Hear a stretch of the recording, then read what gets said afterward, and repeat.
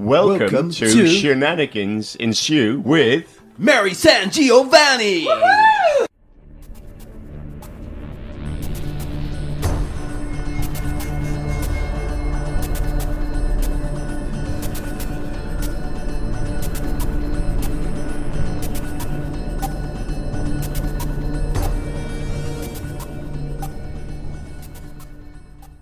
Hi folks, welcome to Cosmic Shenanigans.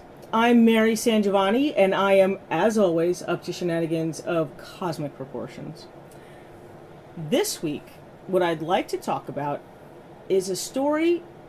This particular story is a post-Lovecraftian tale from a Mythos anthology with a neat twist. Thousands of years of encounters with entities which Lovecraft himself notes have always been.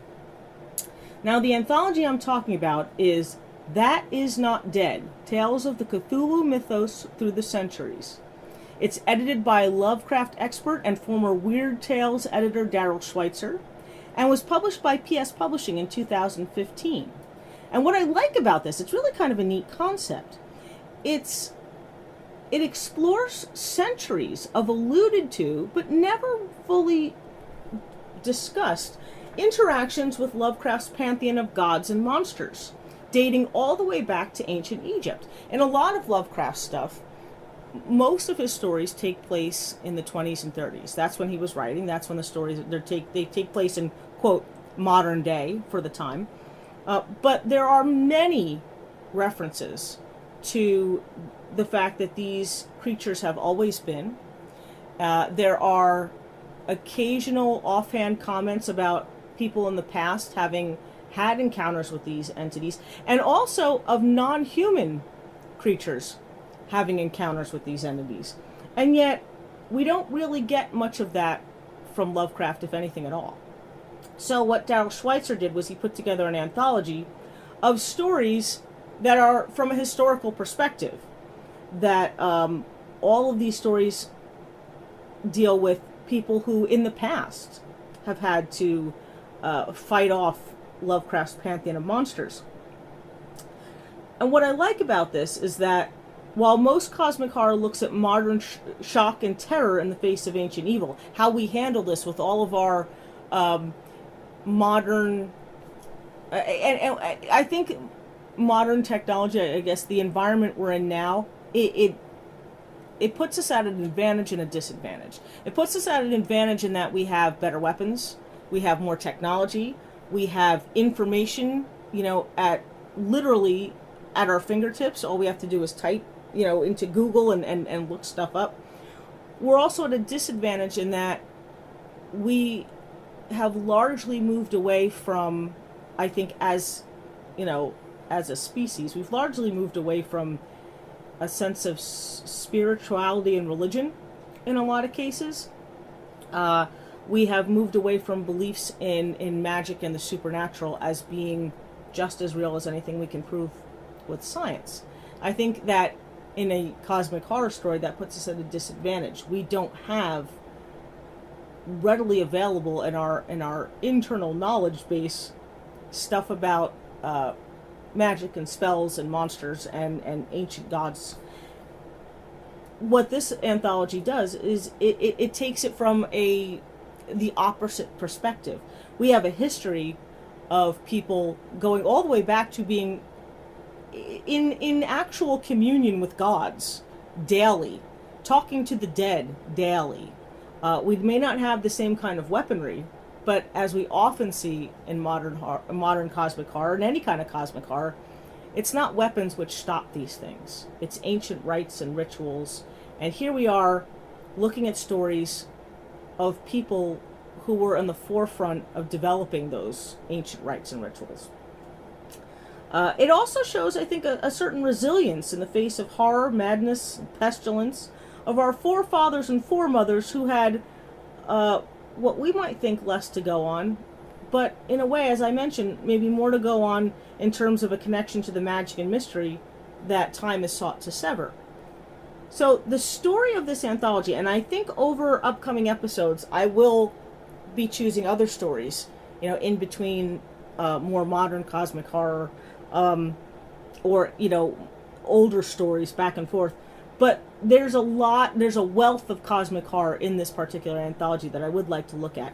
What I'd like to discuss today is the first story in this anthology, both print-wise and chronologically, in terms of the time span that the anthology looks at. This one dates back to ancient Egypt, although it's not called Egypt in the story. It's called Khem, Khem, so I hope I'm pronouncing that right, because that's what Lovecraft often called it in his work. And I think that it's a way for this author to sort of tie that place to a real place.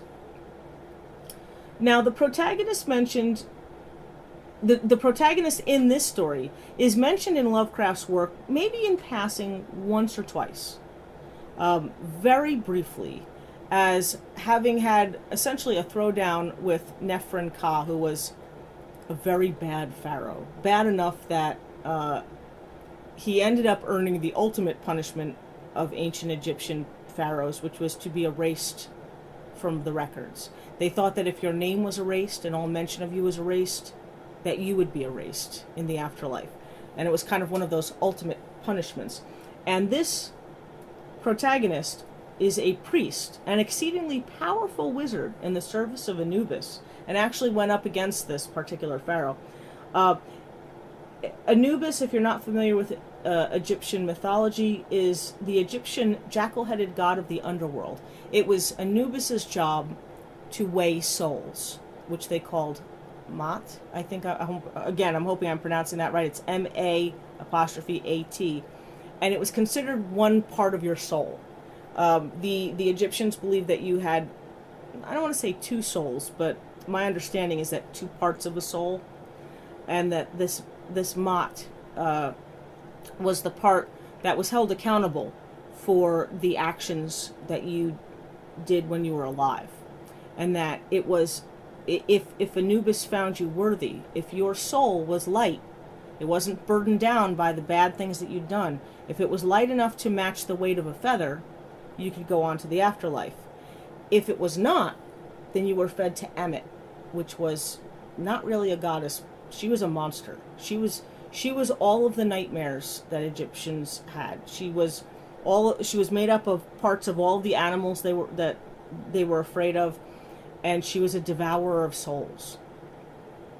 So Anubis, having the ear of Anubis is probably a pretty good thing.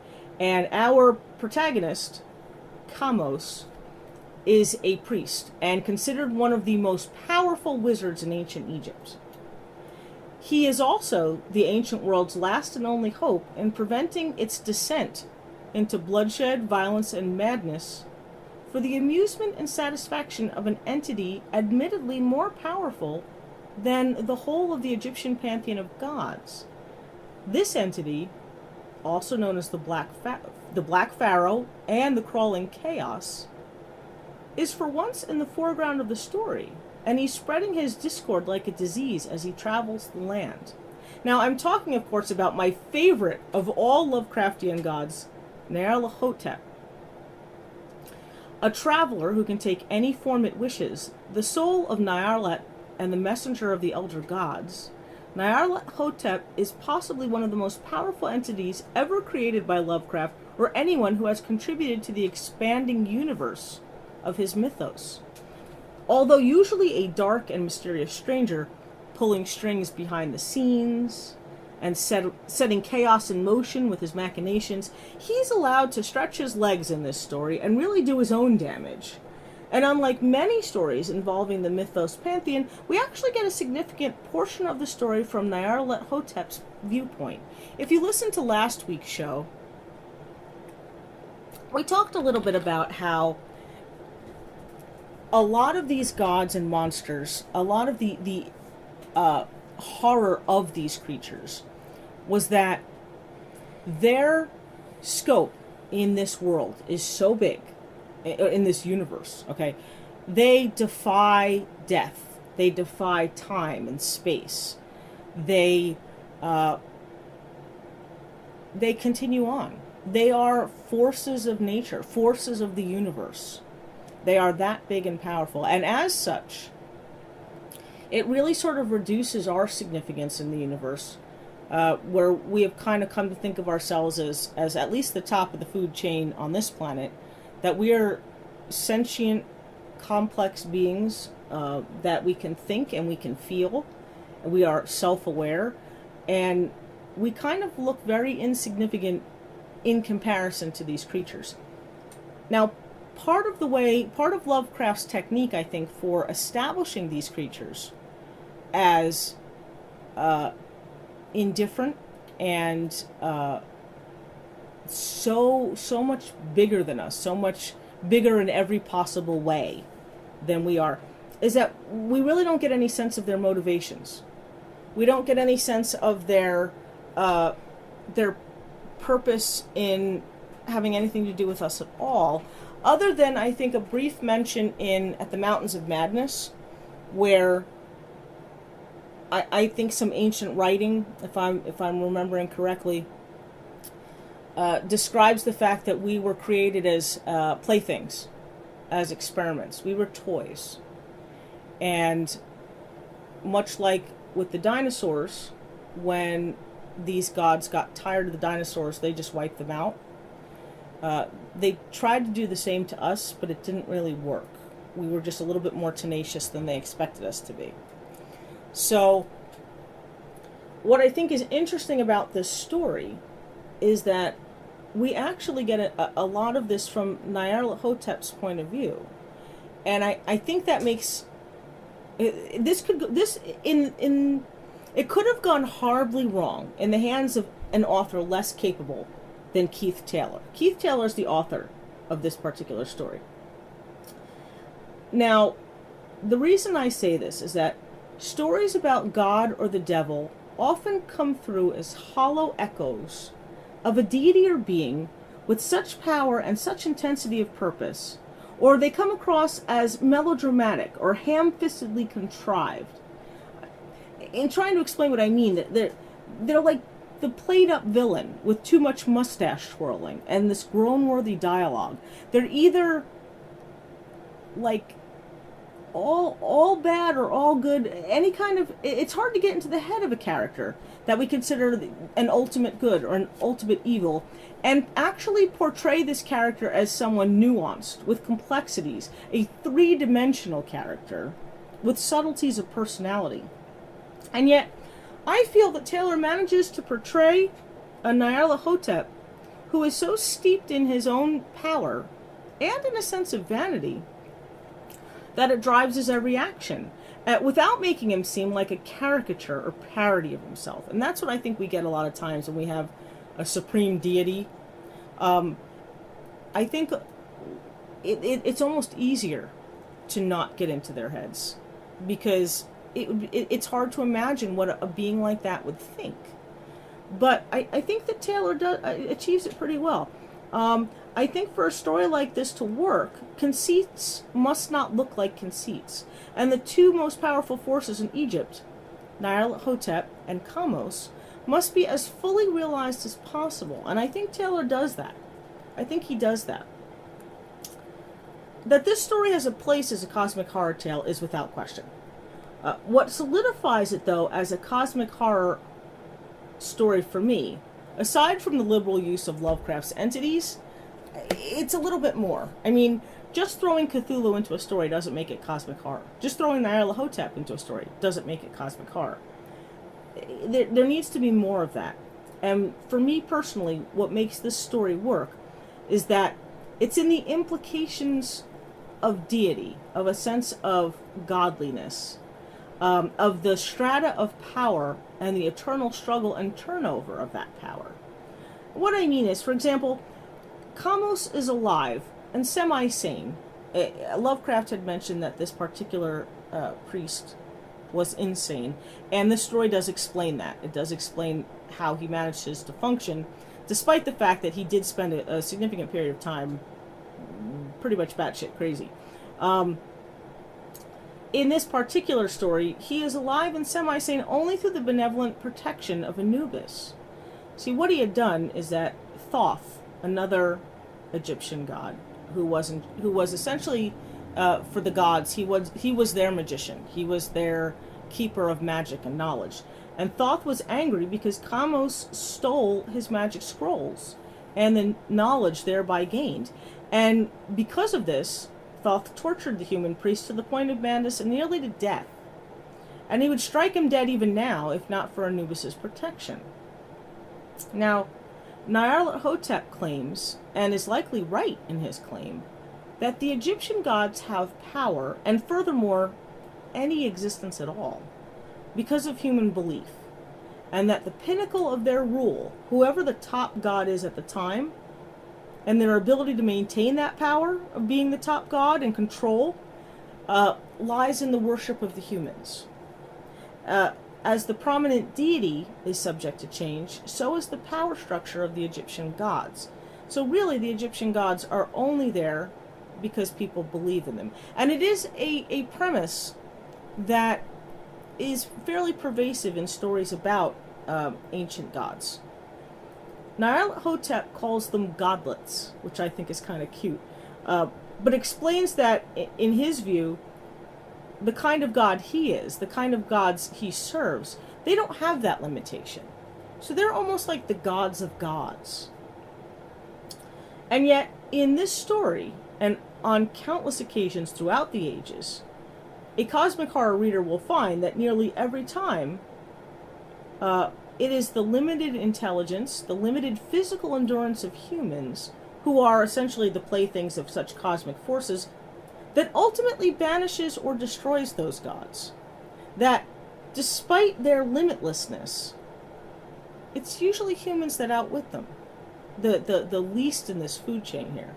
Now, Kamos, who is ultimate victor and master of the geometries which trick and entrap even the most powerful of ancient gods, even that victory is still, it comes with a price. He's still not free. The rest of his existence will be a balancing act between magic, which drives that existence, and the care taken not to give Nyarlathotep a loophole for returning to wreak vengeance.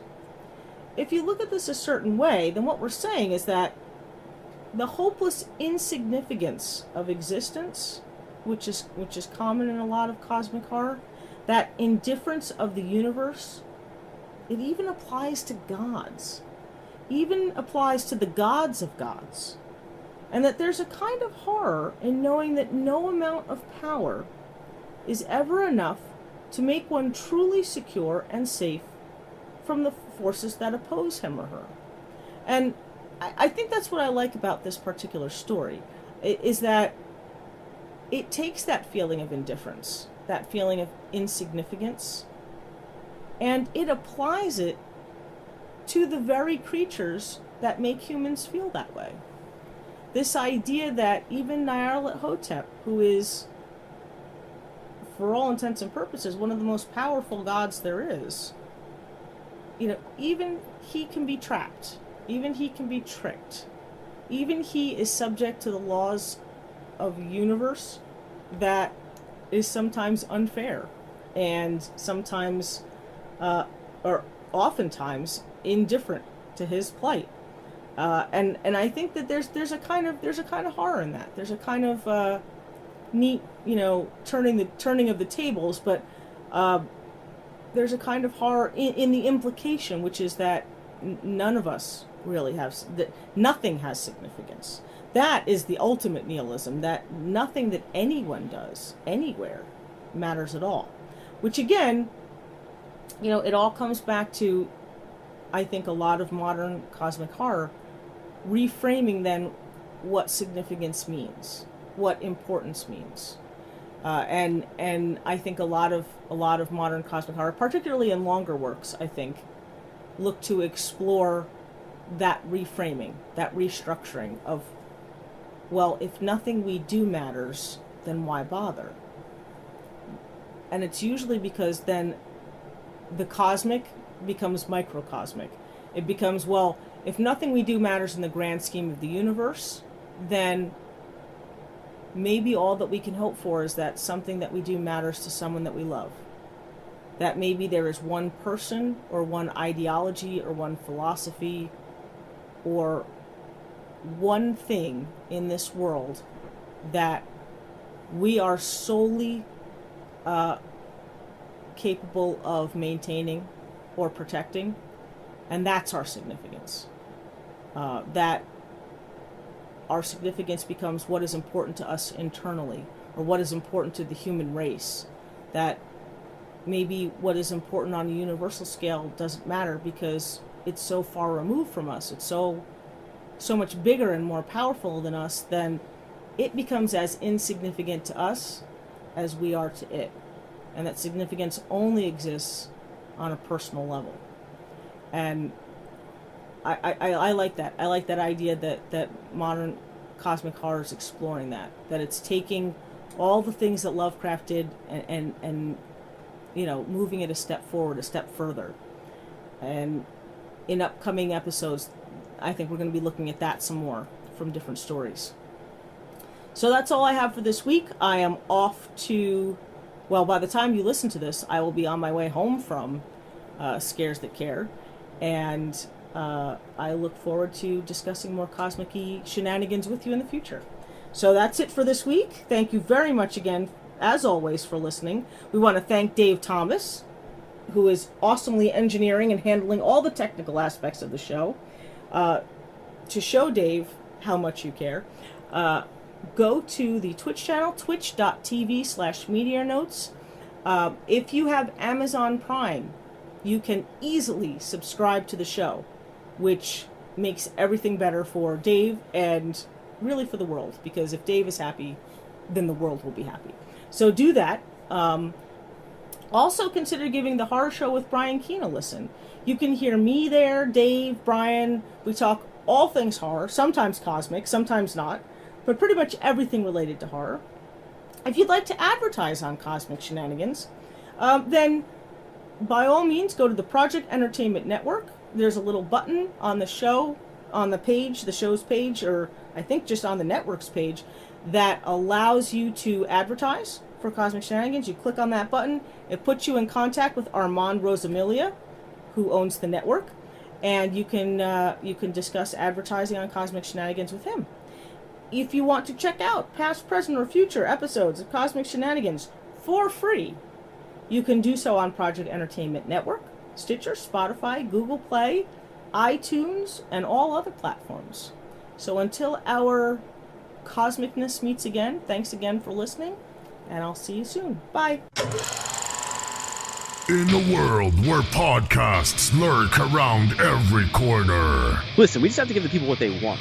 Get it together. Authors Tim Meyer and Chad Scanlon invite you to an hour of sophisticated conversation. I just want to rip your head off for even saying that. Dude, I'm just saying what you're thinking. From movies and TV to special guests, you name it, they've got it. I'd rather gouge my eyes out than watch that movie ever again. That's one of the finest movies of our generation. How are you both married? Join them every Wednesday exclusively from the Project Entertainment Network.